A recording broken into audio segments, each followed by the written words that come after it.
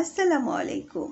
আমাদের 30 ডেজ 30 সূরার ফজিলতে ডে 1-এ আপনাদের স্বাগতম। আজকের আলোচ্য সূরা হচ্ছে সূরাতুল ফাতিহা।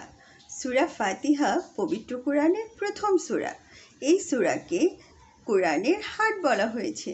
জিব্রাইল আলাইসাল্লাম নবী করিম সাল্লাল্লাহু আলাইহি ওয়াসাল্লামের কাছে এসে বলে, আপনার জন্য আল্লাহর পক্ষ থেকে আমি দুটো নূর নিয়ে এসেছি। একটি হচ্ছে সূরা ফাতিহা আর অপরটি সূরা বাকারার শেষ 2 আয়াত। সুবহানাল্লাহ।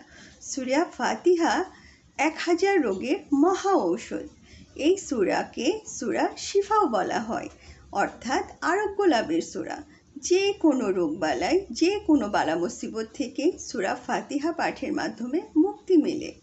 হাদিসে এসেছে, যদি কেউ টানা 7 দিন ফজরের নামাজের পর 7 বার সূরা ফাতিহা পাঠ করে পানিতে ফু দিয়ে সেই পানি পান করে, তবে আল্লাহ তাকে সকল প্রকার রোগ থেকে মুক্তি দেন।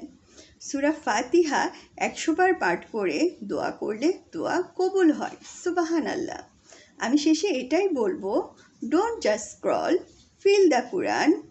আবার আসছি নেক্সট সূরা নিয়ে। Stay tune. আল্লাহ হাফেজ।